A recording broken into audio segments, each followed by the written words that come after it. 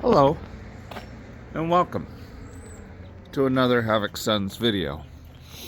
Well, here's kind of what the front end's going to look like minus the roof, and you're going to finally get a good idea of what I'm going to do off to the side there. Now that section is going to be where I'm going to store all these power wheels and my farming equipment and things like that. Tell you, you're paying 3 times as much by using deck screws, but I like the strength. Okay, so let me go over some of the things that I've done.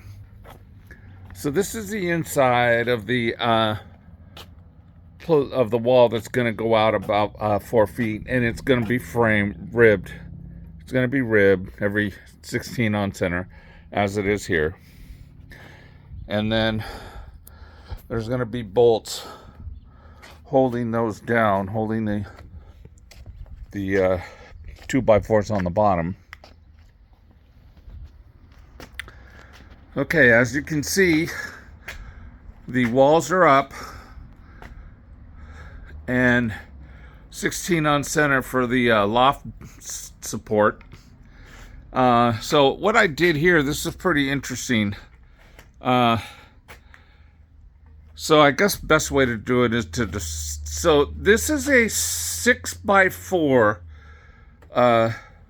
beam that goes all the way across, and every 8 feet it is grounded down and supported by a 4x6 beam to hold it up. There's one there 8 feet down, there's another one 8 feet, there's another one, and then there'll be another one at that corner.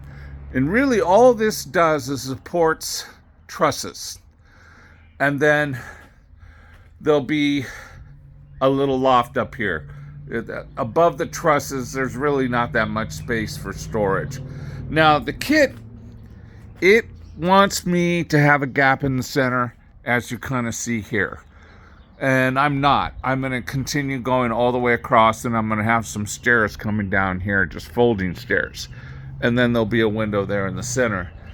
But everywhere that I can, I'm adding extra wood. Like down there, I'm going to add wood in there and fill that in, make that a 4x4 corner. I'm doing the same over here, 4x4 corner. Again, 16 on center, 2x4s. You can see the beams coming down from there all the way down. Same from here.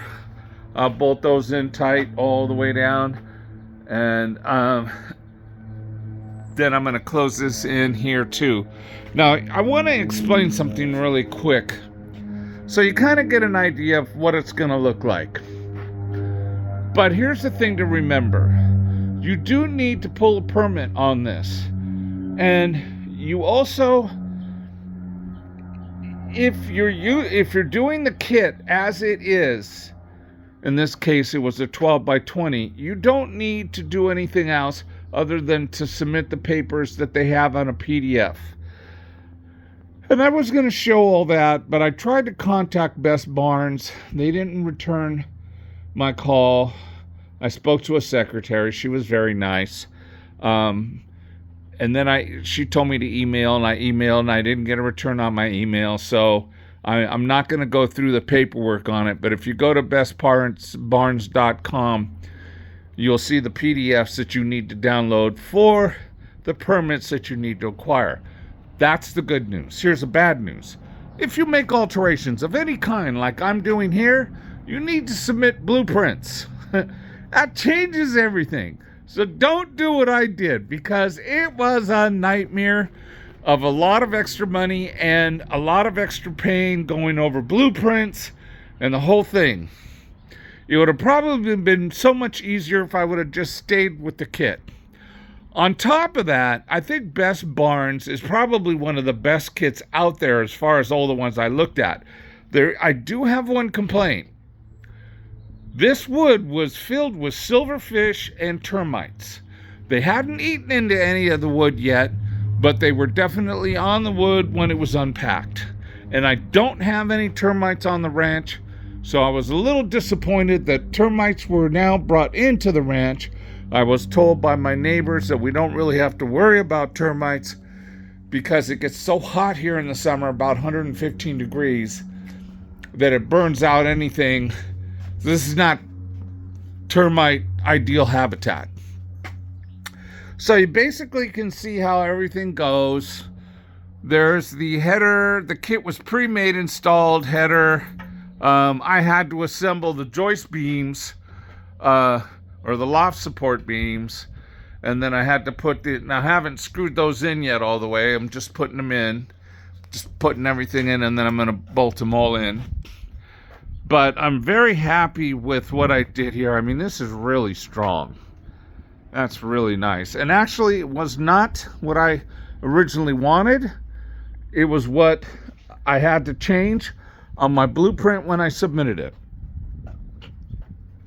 They came up with this idea of adding all this extra. And as you can see, it's together there.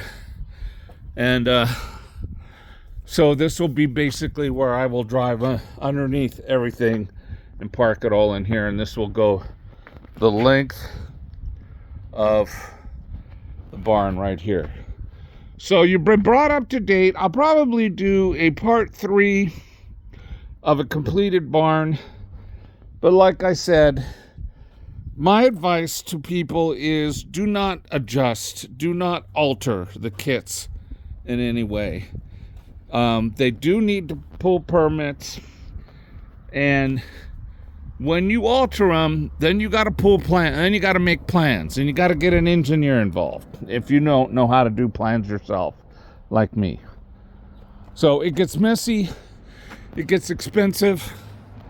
I suggest you don't do it. Like always, thank you for watching. Have a great day and a better life. Remember to do more of what makes you happy. See ya.